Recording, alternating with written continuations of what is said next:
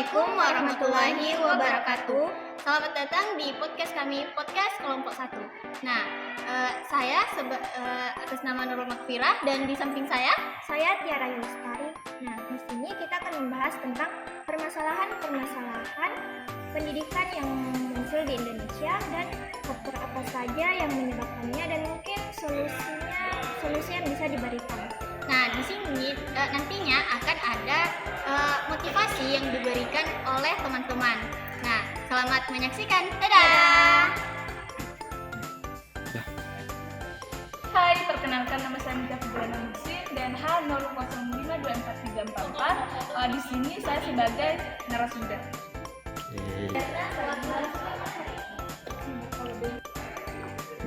Hai, nama saya Rina Aprilia. Saya selaku narasumber pada hari ini. Hai, nama saya Sofia sebagai narasumber dari ini. Hai, saya Manusia Pesawat sebagai narasumber. Halo teman-teman, di sini kita akan berdiskusi singkat dengan teman-teman sekalian mengenai permasalahan yang muncul di dunia pendidikan. Nah, Jadi langsung saja, jadi menurut teman-teman semua, permasalahan apa saja yang muncul di pendidikan Indonesia saat ini? Mungkin karena di sini ada satu cowok, mungkin saudara Isyad bisa memberikan jawabannya, memberikan pendapatnya. Baik, pendapat saya berbicara tentang permasalahan itu pasti ada. Nah, contohnya yang kita lihat di daerah kita ini, di mana di dalam pendidikan itu pemerintah belum benar-benar yang namanya pemerataan pembangunan, di mana daerah kita ini termasuk daerah tertinggal soal itu. Kemarin saya melakukan observasi di salah satu sekolah dasar di Rangas, di mana satu sekolah itu hanya mempunyai satu LCD atau proyektor. Nah, itu sedangkan di di luar daerah, contohnya Jawa itu sudah sudah dibagikan oleh pemerintah, yaitu Smart TV. Kan? Jadi dampaknya bagi pendidikan di Indonesia itu siswa-siswa yang daerah terpencil itu akan kurang memahami tentang perkembangan teknologi yang ada di Indonesia. Jadi daerah terpencil akan semakin tertinggal ketika pemerataan pembangunan di Indonesia ini belum benar-benar merata. Oh, jadi di Sulawesi sekarang tidak banyak dibagikan seperti fasilitas pendidikan, tetapi di luar sana sudah banyak. Lalu bagaimana pendapat teman-teman sekalian mengenai hal tersebut? Oke, kalau saya pribadi mengenai tadi tanggapan dari saudara Isyad, memang baru ini juga saya melihat satu video di salah satu sekolah di Desa Karangtengah kalau tidak salah. Nah, itu juga ternyata teman-teman ada 3 kelas doang, itu sudah termasuk dari ruang belajar dan kantor. Bayangkan, walaupun memang ya secara mahasiswanya, secara siswanya memang sedikit, tapi kan perlu juga dikembangkan juga dong. Masa 3 saja bersama ruang belajar Tommy, kantor Tommy kan masih menjadi kesenjangan dong di dunia pendidikan saat ini. Nah, kalau dibilang masalah baru yang muncul adalah masalah baru-baru ini saya menganalisis suatu video yaitu di Probolinggo, Jawa Timur, di mana di sana ada siswanya sedikit. Misalnya di kelas 3 itu siswanya cuma 3 siswa. Nah, apa yang kemudian penyebab dari masalah ini? Karena terpencil. Tapi bukan berarti karena dia ada di pelosok itu kurang diperhatikan. Tidak seperti itu. Harusnya disamaratakan saja. Mengapa ada yang dipisah-pisahkan? Mengapa ada yang dibeda-bedakan? Kalau saya pribadi, jadi terjadi kesenjangan lah pendidikan seperti itu. Mungkin teman-teman yang lain ada yang ingin memberikan pendapatnya lagi. Jadi kalau saya tuh mungkin yang di daerah terpencil itu mungkin kurang motivasi juga kan, seperti kayak mungkin lebih mementingkan pergi ke kebun daripada sekolah, karena di sekolah itu ya sedikit siswanya kan tuh pasti ya lebih kan bekerja daripada sekolah ya. Masalah itu karena sedikit temannya tadi mungkin fasilitasnya sekolah juga pasti kurang baru jalannya juga pasti tidak terlalu sama jalan desa yang kayak di kampungku kan di kampungku itu ada yang menyeberang sungai ya apalagi kalau sebentar hujan pasti banjir pasti iya baru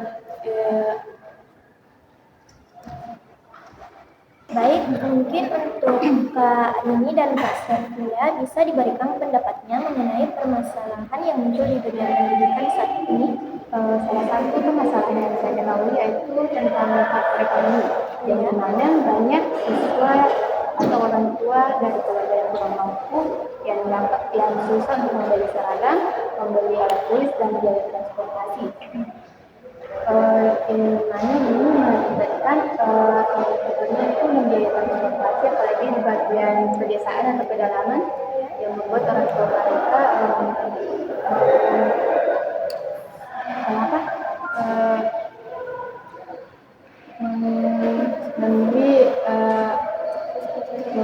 dari sekolah saja dan menyuruh anak mereka untuk bekerja di kebun tadi dengan mereka dengan jadi itu menyebabkan banyak anak yang putus sekolah dan biaya transportasi. Kita dengar tadi dari saudari ini mengenai tentang faktor ekonomi. Nah, di mana saya rasa di sini pemerintah harus memikirkan matang-matang tentang kebijakan-kebijakan baru. Contohnya kan ini di MBG, kan itu sekolah banyak mengalami keracunan. Saya harap dana MBG ini mending kita peruntukkan untuk masyarakat yang tidak mampu. Karena ini akan membuat karena kan tadi saudara ini tadi katakan faktor ekonomi itu membuat anak-anak banyak yang putus sekolah. Saya rasa dana dari MBG ini bisa kita alokasikan untuk saudara-saudara kita yang kurang mampu. Di pelosok-pelosok. Nah, pelosok-pelosok. Jadi itu kan akan lebih bermanfaat karena akan banyak anak-anak yang sekolah dan tidak putus sekolah. Ya, itu pendapat saya. Terima kasih. Nah, untuk Kak Sofia bisa diberikan pendapatnya mengenai permasalahan yang muncul di dunia pendidikan saat Jadi memang betul yang dijelaskan tadi oleh saudari Liwi, memang sarana dan prasarana di sekolah itu masih cukup memprihatinkan khususnya di daerah-daerah terpencil yang dimana kalau di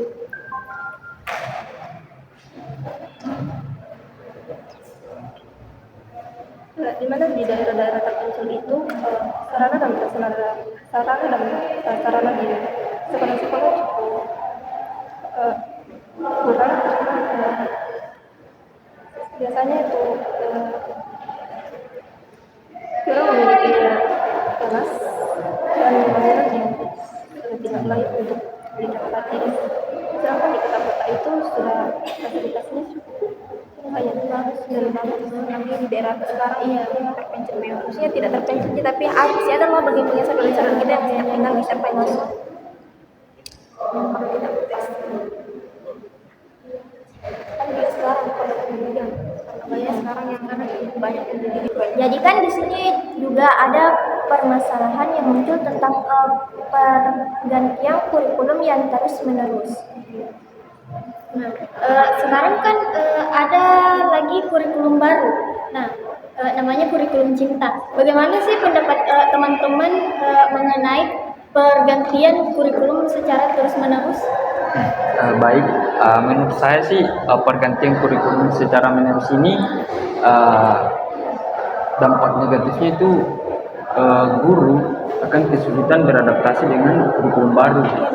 Nah, di mana guru harus benar-benar melakukan pelatihan tentang teknologi-teknologi yang kita pakai di kurikulum yang baru itu. Ya, apalagi guru yang tua. Sama sekarang Betul. milenial Gen Z jadinya. Nah, itu adalah tantangan bagi guru ketika kurikulum sering berubah. Iya. Kemudian mengenai program kerja sebenarnya mungkin dia mungkin bukan sekedar berubah ya, dia menyeimbangkan antara dulu dan sekarang supaya dia lebih masuk lagi eranya anak-anak. Cuma memang ya pasti banyak lagi kesenjangan terjadi, misalnya guru baru dan guru tidak bisa disamakan juga karena kasih orang tua banyak orang tua mungkin tidak terlalu pasti dalam laptop. Sekarang zamannya ya pakai laptop saya tuh mau ngedit gini-gini ya. Iya betul sekali, smart TV ya. Itu jadi masalah untuk guru yang sudah di atas umurnya ya. Apalagi juga siswanya kan kayak semisal di kelas 1-2 itu kurikulum K3 biasa. Dan berganti lagi kalau merdeka kan pasti susah untuk beradaptasi. Di kelas 3 dan 4-nya karena banyak perbedaan di sebetulnya Dalam kurikulum yang digunakan ya. Jadi kalau kita sebagai misalnya cara pendidik jadi harus lebih inovatif, lebih kreatif lagi bagaimana caranya untuk bisa menyeimbangkan antara kurikulum sebelumnya dan kurikulum sekarang harus bagaimana supaya anak-anak yang nyaman dong, tidak mungkin bisa langsung dipraktekkan juga, apalagi sekarang tidak merata juga pelatihannya itu tidak merata. Baru-baru ini saya melakukan evaluasi di salah satu sekolah, observasi salah satu sekolah tidak belum ada pelatihannya. Mungkin ada beberapa sekolah yang sudah melakukan, tapi kalau yang pelatihan bagaimana? Masa iya mandiri? Kalau memang bisa mandiri, tapi kalau seperti itu ya tidak rata lagi, ada yang pelatihan ada yang tidak, dan pasti hasilnya harus sama dong. Nah, jadi dari banyaknya permasalahan tadi yang kita bahas, nah menurut teman-teman ini apa saja sih faktor yang menyebabkan permasalahan ini? Oke, tapi aku menjelaskan dulu. Siapa mau berpendapat dulu? Faktor penyebab terjadi. Faktor penyebab terjadinya permasalahan seperti yang teman-teman tadi sebut. Nah, siapa nih yang bisa menjelaskan? Mungkin Irsyad? Baik, mungkin ya kita sudah ketahui ya faktor utamanya adalah pemerintah di sini. Di mana kan pemerintah di sini apa namanya dia itu kayak apa namanya itu kayak itu ya tidak rata, dia hanya memfokuskan pada satu daerah saja. Contohnya kan kita sebut saja kan di Pulau Jawa itu berfokusnya di situ, sedangkan di daerah-daerah yang lain itu apa namanya tidak terlalu dilihat lah. Nah, di Papua betul, bahkan di Papua itu kelasnya saya itu bahkan tidak ada untuk melakukan namanya pembelajaran. Siswa-siswanya juga kita bisa lihat itu sudah di SD saja itu siswa-siswanya itu hampir seumuran kita, bahkan ada juga seumuran kita. SDM di sana itu sangat tertinggal dibanding dengan SDM yang di Jawa. Jadi di sini faktor penyebabnya adalah pemerintah yang kurang melakukan pemerataan pembangunan di Indonesia ini. Maaf, saya agak sedikit sebenarnya bukan pemerintah, kebijakan yang dilakukan. Ya, kebijakan yang dilakukan, dan seharusnya kan kalau misalnya dari atas sudah memberikan arahan, yang diperhatikan itu adalah prosesnya, bawah-bawahnya, karena kan kadang kalau misalnya dijalankan mungkin hanya sekedar menjalankan bilang sudah dijalankan, tapi tidak ada bukti yang dilihat. Itu kan perlu lagi tindak lanjut, harus lebih tegas lagi bagaimana sih ini harus ada bukti yang kita lihat. Nah, kemudian mengenai salah satu faktor mungkin bisa jadi salah satu faktornya adalah kan di kota-kota itu sudah gampang untuk diakses, jadinya mungkin karena di pelosok itu terpencil kurang, tidak terlalu bagus jalanannya, jadinya kayak bilang ini mau dulu, tapi kembali lagi bahwa susah diakses jalanannya, jadi itu salah satu faktor yang sampai-sampai tidak merata, mungkin bisa jadi itu. Jadi bagaimana solusi mengenai permasalahan yang kita bahas? Perbaiki kebijakan. Kalau saya perbaiki kebijakan saja. Kebijakan pemerintah. Karena faktor utama memang dari atas sampai ke rata. Jadi dari faktor yang sudah disebutkan tadi, kira-kira apa saja sih faktor lainnya lagi? Faktornya itu ya sekolah yang jauh, di mana mereka harus membayar transportasi yang mahal dan perjalanannya yang kurang memadai. Jadi di bagian-bagian pelosok Geografisnya memang ada di bumi yang susah ditempuh lah. oleh anak-anak. Apalagi jalannya yang tidak bagus. Banyak sebenarnya faktornya sih. Jadi bagaimana Tergantung orang tuanya sih. Oh ya, ada juga balik di faktornya kan biasanya kalau orang tua yang ada di pegunungan bukan berarti orang tua yang ada di pegunungan itu tidak baik. Maksudnya kebanyakan kalau misalnya kan dia sempit di pikirannya, sempit karena tidak ada motivasi. Yang misalnya kalau di kota-kota kan sudah banyak yang dilihat begini-begini. Jadinya kalau di orang tua yang ada di jadinya kurang jangan sampai anaknya kalau misalnya terlalu jauh kita sayangkan jangan sampai begini-begini, kurang motivasi. Kalau solusi itu bagaimana? Orangnya banyak harus menguasai pembangunan sekarang yang sesuai kenyataannya di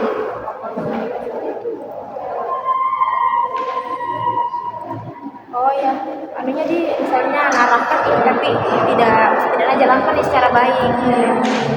Ya. Faktor yang menyebabkan permasalahan pendidikan tadi. Nah, kira-kira solusi apa sih yang bisa kita berikan mengenai permasalahan tersebut? Kalau misalnya tadi kan masalah yang saya sebutkan itu adalah masalah kelas lengkap. Kalau masalah ada sedikit kelas. Nah, kalau di saya kemarin itu adalah pembelajaran kelas lengkap. Jadinya pembelajaran kelas lengkap itu adalah pembelajaran yang digabungkan antara kelas 1 dan kelas 2 supaya dia lebih memadai. Kalau misalnya sedikit siswanya tuh anak-anak lebih bosan belajarnya, tidak semangat, tidak ada motivasi. Misalnya kan kalau misalnya semakin banyak di dalam kelas semakin tingkat persaingannya itu lebih luas lagi. Sedangkan kalau misalnya tiga orang siswanya, jadi kita kalau siswanya itu pendapat bahwa biar tidak belajar kak karena tetap juga ini tiga yang tetap masuk jadinya kurang semangat. Nah, apa kebijakan yang dilakukan di sekolah itu adalah pembelajaran kelas lengkap. Nah, di sini kita gabungkan antara kelas 1 dan kelas 2 dengan satu materi walaupun strategi yang berbeda. Tentunya strategi yang berbeda supaya lebih, apalagi ya gurunya juga masih sedikit juga. Kalau seperti itu sih kebijakan, dan mungkin juga dari pemerintah juga mungkin lebih diperhatikan lagi, tolong ini anak-anak ini banyak yang memutuskan tidak sekolah. yang memperhatikan anak-anak yang di pelosok Pendidikan yang ada di pelatihan. Ya, pelatihan Kalau dulu misalnya juga. pergantian kurikulum Oh iya, yang kan pergantian harusnya kurikulum. disamaratakan dong. Kalau misalnya yang satu sekolah itu melakukan pelatihan, satu sekolah lainnya harus melakukan pelatihan juga. Apalagi Khususnya guru-guru tua. jalan memperbaiki jalan supaya lebih mudah diakses guru, akses pemerintah. Iya, supaya lebih anu tuh. bukan ada diakses Iya, oleh guru diakses karena oleh bukan guru. bilang siswa sama ada juga Ya, bantuan dari pemerintah itu gampang masuk ketika akses jalannya sudah bagus. Iya, gratis bukan ahli gizi. Namanya baru. Nah ya, harusnya perlu kita ketahui bersama bahwa masa iya kalau penjahit misalnya seorang penjahit memperbaiki motor. Iya. Jadi nah betul yang dikatakan dari saudara tadi kalau dari kebijakan pemerintah mungkin perbaikan jalan juga solusinya yang paling tepat, karena kalau di pelosok-pelosok itu seperti di sekolah saya dulu jalannya rusak parah, jadi tidak bisa diakses. Nah, sehingga guru-gurunya pun tidak cepat datang untuk mengajar. Jadi memang betul ya pendapatnya tadi mengenai perbaikan jalan, sehingga agar siswa dan guru itu dapat datang tepat waktu ya, dengan mudah diakses. Adapun solusi dari ekonomi yang dapat saya berikan yaitu bentuk pemerintah yang lebih merata, di mana pemerintah memberikan KIP atau beasiswa kepada anak-anak dan di pedalaman, tapi yang sekarang itu tidak pernah mendapatkannya. Jadi menurut saya itu Iya, yang bantuan sama juga lebih penting. sama yang diperhatikan itu kan banyak sekarang sekolah yang biar orang tuanya mungkin dia sudah cukup bisa punya bisa lebih memadai lah untuk membiayainya, tapi banyak juga yang tidak, bahkan anak-anak bahkan yang tidak bisa sedikit dia sedikit tapi tidak mendapat, jadinya tidak meratanya, harus itu lebih dikoreksi lagi, harus lebih diteliti lagi Diseleksi lah. supaya tidak seperti itu, tidak tidak